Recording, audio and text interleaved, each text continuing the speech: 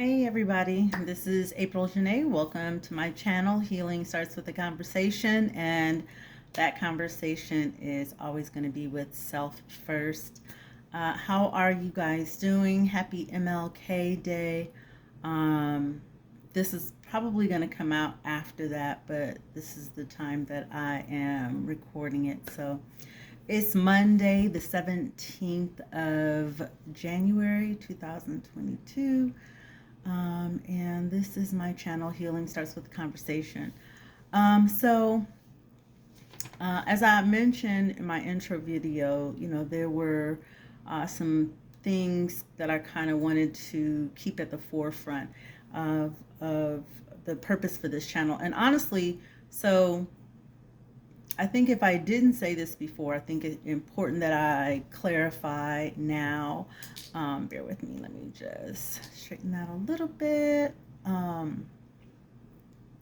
So the purpose of this channel is to share my healing journey, to share things of life, right? Like from parenthood to professional to spiritual journey to physical journey, relationship with friends. It is all of that, right? And I believe that we are created to be in service to others. And again, I said this before, that not everyone wants to get on a soapbox and say things about their life, which is totally okay. You can share in a one-on-one fashion, which we typically end up doing. Like when we meet people and we feel connected, we help in that way. So whether you're helping one-on-one individually in a long-term relationship, let's just say you got a good friend and God put you guys in each other's lives for a reason, a season, or what have you. And some of us will do that in a large platform. And so however you choose to share your journey, it is up to you. There's no wrong or right way. It is just the way that is for you. So for me, sharing my journey in all things, right? Really, the work of it all came to me after having connected, and this is actually like pre-pandemic, that I had been connecting with family members that I hadn't spoken to in a while. So again, that God gave me that whole body of movement, that healing does actually start with a conversation. You cannot in anything begin to reconcile or have understanding or any of that until you've had a conversation with yourself first. So that is if I hadn't said that before, which I'm pretty sure I did, but anyway, and I'll probably continue to reiterate that because that's just what I do. Healing does start with a conversation, and that conversation is with self. Now, to make that even more personal, I recall I've always had a love for writing. When I was little, my mom was a college student, and so she had nothing but books, dictionaries, and so I remember getting really acquainted with love of words from a very young age. And so I started writing doodling and all that stuff when I was in elementary and all that. And then I fell in love with writing in high school, and my English teacher, Miss Angela Geraci, with her short little pixie cut, is the first one who encouraged me and praised my writing. And she really said, you really have something special here. She said, this is, whatever it was that I was writing about, that it was amazing. And so from then on, I just continued to write, and a lot of it was just my own stuff. And so by the time I became a young parent and going through the woes of trying to navigate, young love and what have you, God reminded me when I was having difficult times, like coping with certain things and navigating the relationship. God reminded me that I had writing as a way of exorcising these feelings out and putting down on paper everything that was swirling all in my head, that wouldn't give me rest. I mean, so I'm also a published author. I published my first book, and I have a few others in queue. But The Words of My Soul, which is poetry, a book of spoken word. And the first piece is called A Dedication to the first piece I ever wrote. And I literally say, this paper gave birth to the words of my soul. And so really, being able to write down how you're feeling is a way of, it's almost like as if you're talking to someone. And really what God began to show me is that you are talking to someone. And what I realized is God and, all my guides, my angels were my first audience, right? But I was my own audience, because a lot of times what I would do when I would have, if I had like difficult situations or what have you, I would write it and then read it back as if I were having the conversation. And man, that was so therapeutic, because, and I didn't realize that until like I started practicing it. And I remember one situation in particular. I had, gotten into an argument with my kid's father and was just upset,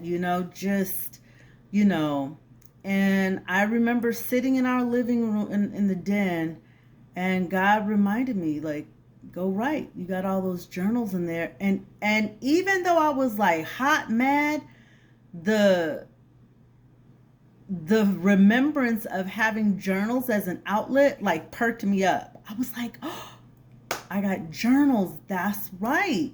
So I went to my journal. I went with whatever I had, and I just started writing. And I wrote like as if I were having, in this instance, sometimes I'm just free journaling where I'm just trying to get it out. But a lot of times, especially depending upon the situation, it is me having that conversation with that person.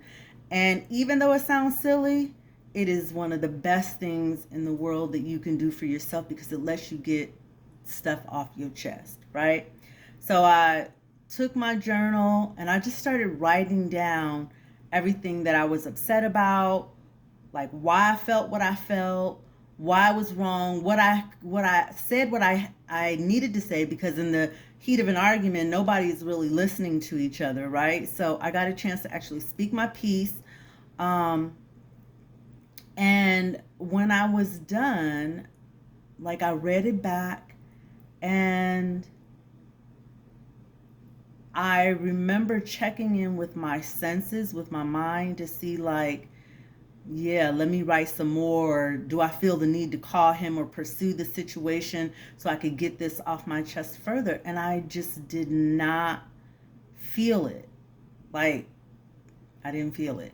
And so I was so overjoyed, because I did not want to be, I didn't want that, the toxicity of that argument to stay within me. And so from then on,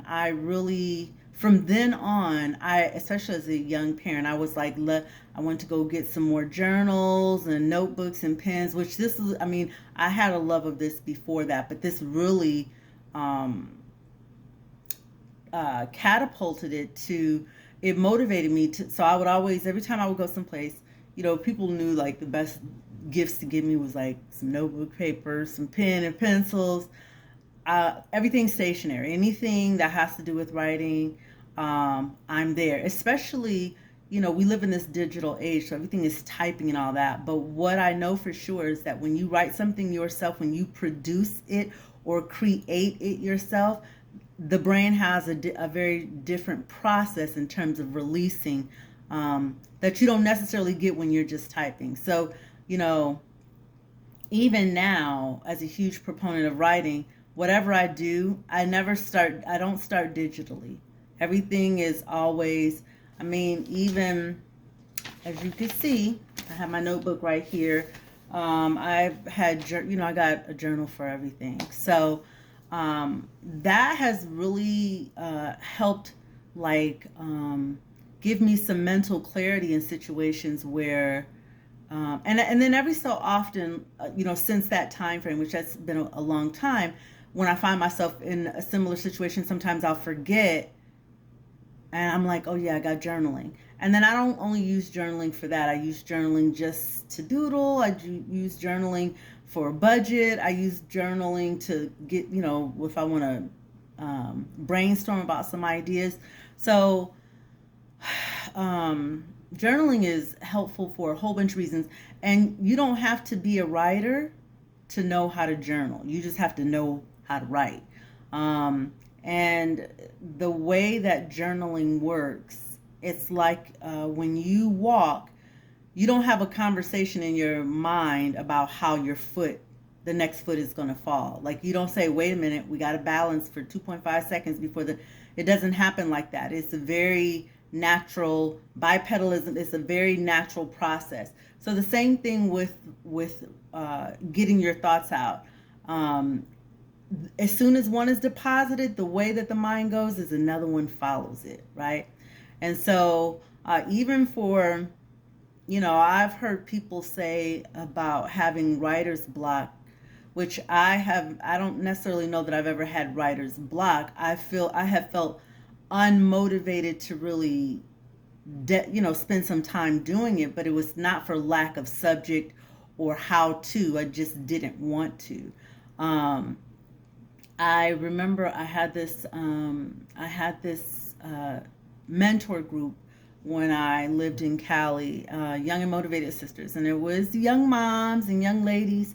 And one of the exercises that we always had to do, that I always had them do, was journaling. And some of the ladies felt like, to some of the ladies, writing one sentence was a chore and very difficult for them to think about doing, whereas others could write a paragraph or a page or more with no problem. And so for those who found it problematic to come up with one sentence, that was the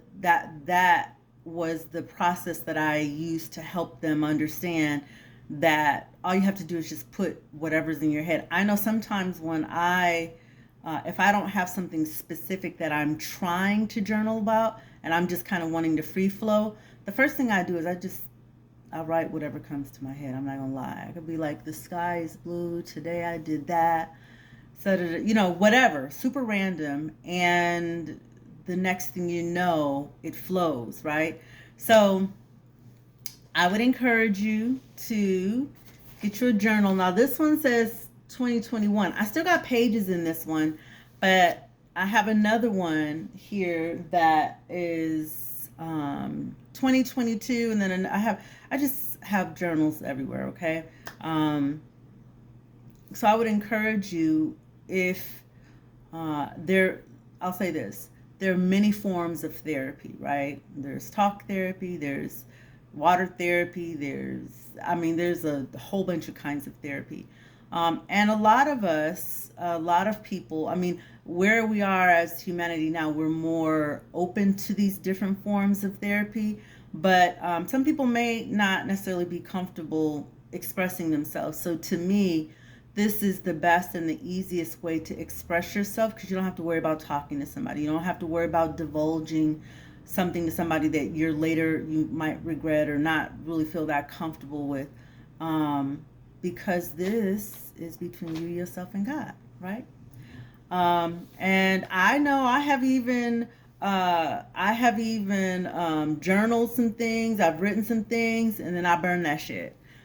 It was symbolic. You know what I mean? Like, I needed to get it out. I need to say it. And then the symbolism of it was the burning, the symbolic aspect of burning it was that it's now done. So if you're too young, don't mess with fire. But I'm just saying, tear it up, whatever, throw it in the trash. I used to have this thing about ripping stuff up. So sometimes I would write stuff, and then maybe I was done with it, or it wasn't everything that I thought it should be, and I would literally just rip it into pieces and throw it into different trash cans so it wouldn't be connected. That was my way of dispersing it, right? So you have a lot of different options for how you can really, um, you know, begin on your healing journey, because that does start with yourself. I do have a couple of journals, and keep in mind, y'all, my journals, my pen, dollar store. Whatever dollar store you want to go to. I like certain pens and why they write. So over years I've tested certain pens. So I know what kind. I like a gel pen, particularly blue. Um, and but I have all kind of pens, colors, markers, paint. I got all that kind of stuff. But in terms of writing and journaling, I use either blue ink, or I use pencil because I know it's not. I'm writing a lot, and I'm going to mess up, and so I may use mechanical pencils or what have you. But all this stuff, super cheap, does not require a lot of money. You can go get it literally at the dollar store tomorrow or whenever, and begin go sit outside, sit on your patio, sit in your car, go to a park, whatever you want to do. Take that time that you need for yourself, whether it be 5 minutes or an hour. Everybody's different. You have to learn to honor what works best for you. But the point is, take the time to kind of get connected to yourself, to hear yourself. And a lot of times that journaling, and it could be that that's just a precursor to you actually seeing someone or being able to talk to whomever. I know another thing, and I think this is really important, as I was mentioning before about having an issue with my children's father. A lot of times, more often than not, I realize that after journaling, I calmed down a lot. So by the time we got around to having the conversation again, it was less intense, because I wasn't, I'm not saying he followed the same process. He didn't. I'm just saying me, that I was able to kind of calm down and hear what he was saying and not be trying to shout over him and all that stuff. So that's really helpful. Part of some things I wish I had practiced more of as time went on, but for sure in the initial phases, I really found that was very helpful for me to be able to hear, as well as to speak my piece in a calm manner. So anywho, I'm gonna drop the description I'm gonna drop the description to each of the journals that I have. I have I have 1, 2, 3 types of journals, and the pens that I use. You can use whatever pens, but the journals are fun, because you get to either do something spiritual, affirmations, or Afrocentric, or whatever the case is, or a calendar journal, whatever. I do have this one because I was doing it before, but I stopped, and right now this is just a basic little composition book. I think I mentioned this before. Me and my sister went to Walmart, and they had them on sale for like 5 cents. So I bought a whole box, $2. Okay, I think I bought there was 40 in there.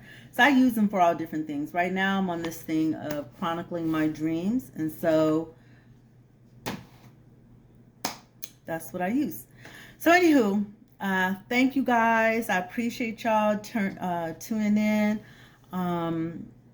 I look forward to connecting with you guys again if you have any questions. I'm still learning to kind of navigate this whole thing, so bear with me. Take a few minutes to subscribe, like, share, comment. I appreciate you all. Thank you for tuning in, and I will see you guys next time. Bye.